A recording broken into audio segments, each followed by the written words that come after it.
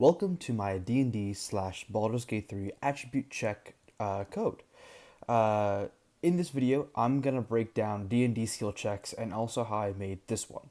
Firstly, DnD has several different types of skill checks, and it's important that we get this down straight up first. There are three main types that exist outside of the realm of combat for the most part: saving throws, skills, and tools. Now, this is again really simple, and there are more complex skill checks to talk about, but for this time being, this is the most simplest form. Saving throws are taken from a d20 die, the proficiency, and how many buffs / debuffs that the character has. For the sake of my project, I didn't do any buffs. However, I have an idea on how I would add it to the game. Saving throws don't have proficiency attached to it. Rather, they have the stat modifier, and they take that into account, and then the proficiency comes from the player level. Now, attribute checks, which is what I did in this project, is the d20 dice plus the stat modifier plus the proficiency plus debuffs and then minus debuffs. The skills are each tied to a stat. For example, athletics is scaled with strength and history is scaled with intelligence. This gives rise to the stat modifier, which is pretty constant and only modified by the player level, and proficiency in the skill as well.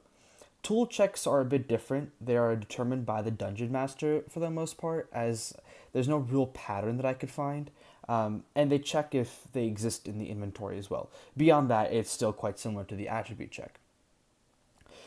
The first thing I need to do in order to make any of this is to obviously add our stats.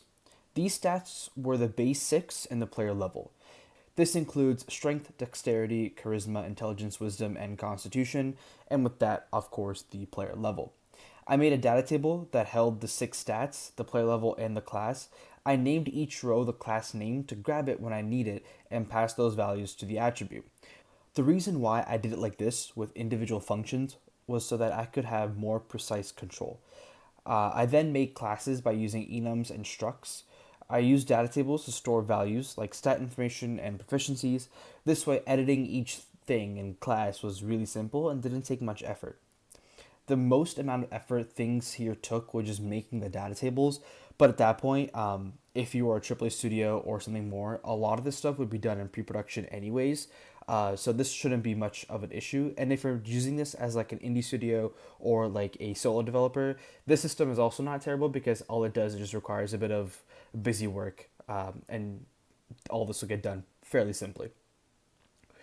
Once I have all this done, I then started the actual skill check. As my inputs, I needed to know if you have advantage or not, the player level, and the attribute to check.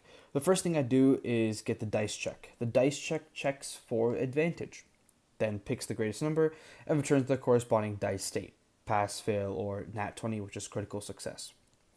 The latter two are shown here. This is really simple. The attribute check information is needed for the UI stuff, so I kept that in, but we'll get back to that in a second.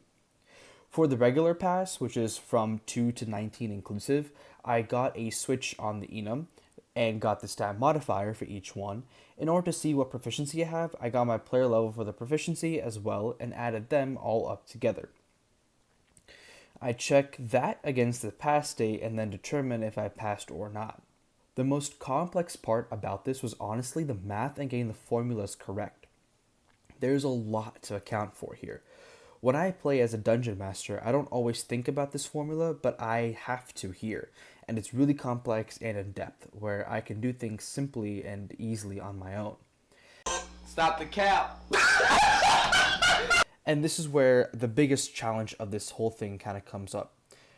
Actually making the attribute checks is not difficult. Making sure everything is modular and making sure everything comes together neatly into a small, short, little, sweet little function is the hard part.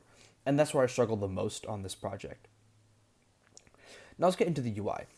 You see, for the UI, I created a quick widget to display my stats so that I know the classes are working properly. I set the attribute beforehand and go from there, like in the event preconstruct. The check is then done through attribute check information variable. Putting these to my main HUD was simple, and I can just turn the visibilities on or off whenever I need to. On the keyboard, I press 2 and I can perform pretty much any skill check I want. I can also do saving throws. Saving throws is pretty much done almost the exact same way as the attribute skill checks, because saving throws is a simpler version of the skill checks. So I did that really quickly, Saving throws takes the attribute modifier and the proficiency of the attribute as well. This makes our final formula, the d20 plus the attribute modifier plus attribute proficiency. Add all this up, check against the pass state, and make the saving throw struct. Afterwards, I put everything into the visibility of it all.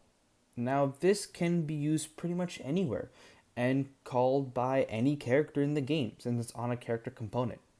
And that makes this amazing and awesome because now everything follows the same exact rules, which is one of the reasons why I love games like D&D, because whatever you have, your opponents also have. Makes the world more immersive, in my opinion, and makes the game more balanced and fair. But it is to note, the system that I made isn't perfect. It doesn't take into account buffs or debuffs, and in D&D, that's huge.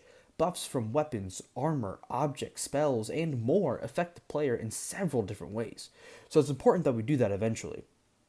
I also have to add the rest of the base classes that D&D's 5th edition have.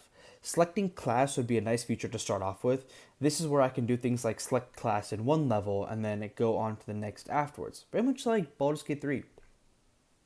However, this means that nearly everything will be put in the game instance, and that's gonna be a lot. That's for actual programmers and not technical designers like myself. As usual, I have my final build at the end of my videos, so let's check out exactly how these work. Hello, how can I help you? I need to escape from this room. You need firstly go to yellow. So like classic, I get a small Hello, quest. Are you searching for the answers? Yes. Okay, go to the red and answer for his question. Answer will be the number of cubes around me. I did a little something, and I go back Okay, and fulfill you come it. back with the knowledge. How many oceans in the world?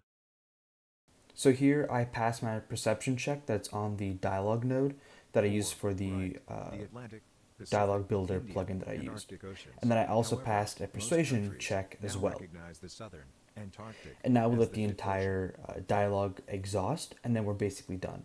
For debugging though, if I press 1, I do my actual attribute checks, which I am failing my intelligence checks, and at 18, I passed. For my actual attribute checks, I do more and more, and I keep failing them because my threshold is really high. I suddenly got a critical pass. Amazing sauce. So what does that even look like in actual code? Well, simply put, if I go to the event graph, on 1 I do a saving throw, which I'm doing intelligence with a pass state of 15. For my attribute check, it's survival with a pass state of 20. This means that it's slightly more complicated and it's slightly harder to get to, but in the end, I'm still able to pass with all of my stats amazingly. Thank you guys again so much for watching.